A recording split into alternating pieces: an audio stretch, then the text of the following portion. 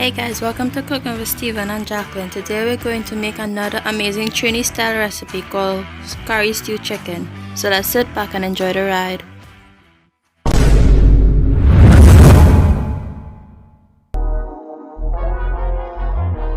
So folks, let's go cook some curry stew chicken Trini Style, and here's our ingredients. You will need chicken, green seasoning, all-purpose seasoning, pimento peppers, garlic, ginger, cayenne pepper, ketchup, curry powder, salt and black pepper, cumin powder, brown sugar, oil, and cooking butter. So boys and girls, let's start off by seasoning our chicken. Here I have about 4.5 pounds of bone-in skinless chicken. I'm going in with a pinch of black pepper and salt. It's all about those layers of flavor. Next, I'm going in with 1 to 1.5 teaspoons of all-purpose seasoning or complete seasoning. Next, we are going in with about 3 pimento peppers roughly chopped. If you can't find pimento peppers, a half of a bell pepper will work.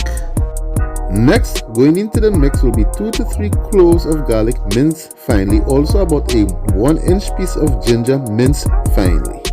Now that we have added our ginger and garlic, it's time for a bit of heat. I'm going in with 1.5 teaspoons of cayenne pepper, and this is optional. And for that bit of acidity, we are going in with 1 to 2 tablespoons of ketchup, or you can use fresh tomatoes if you wish.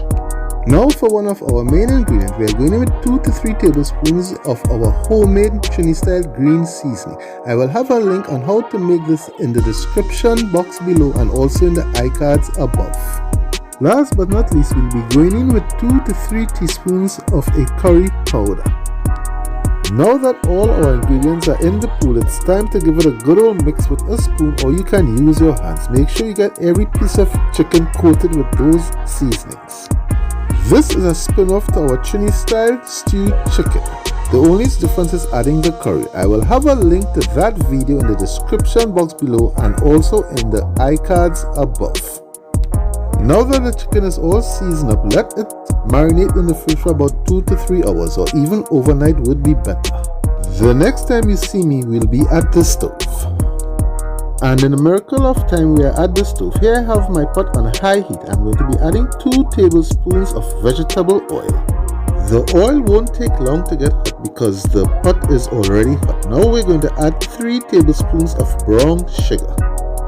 So folks, this step is very important, so please follow along. What you are looking for is our sugar to caramelize. You are looking for it to turn amber in color.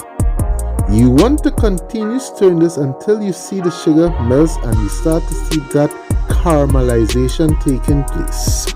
Now this process will take a few seconds to a minute, and here you can see we are getting that amber color, and this is what we are looking for. This is where the fine line begins. It's going to start to get extremely frothy, and it's about that time you want to add your chicken. Now boys and girls, this is the part. If it gets too dark on you, please discard and start all over again. Now it's time to give your chicken a good old stir and make sure it gets properly well coated. This process is called browning the chicken. This process can be done with other proteins like lamb, pork, beef or goat. Now that the chicken is all nicely coated, you want to turn the heat down to medium-low and cover the pot. Let this go about 5 to 10 minutes, stirring frequently. So folks, after 10 minutes, this is what we have. And there you have that chicken taking on that nice amber color. Give it a swoosh around, leave the cover off and let that fry off for about another 2 to 3 minutes. Doing this will help to concentrate all those lovely flavors. Now you want to add about 3 to 4 cups of water. Of course, you want to add that water to the bowl with the remnants of seasoning because you want all that goodness in there. Give it a good old stir, turn the heat up to high and cover it down and let this come to a boil. Now that the water has started to boil, you want to give it a good old stir, turn the heat down to medium-low or keep it at medium, cover it down and let this go for about 15 to 20 minutes, checking frequently.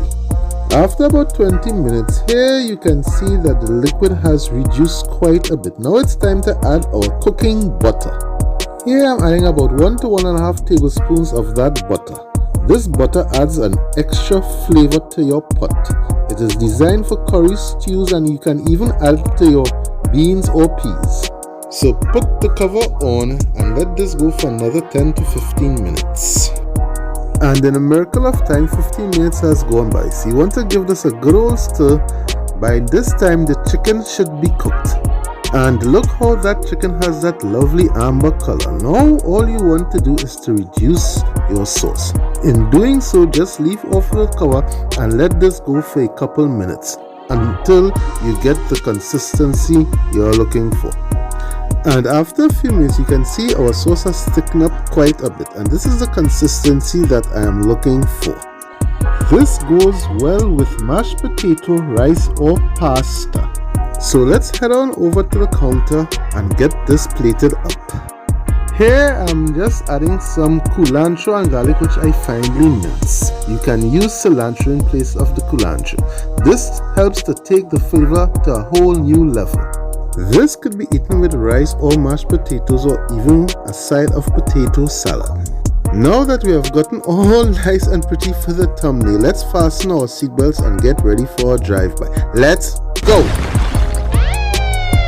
So boys and girls, here's our delicious Trini Style curry stew chicken, and it was so tasty.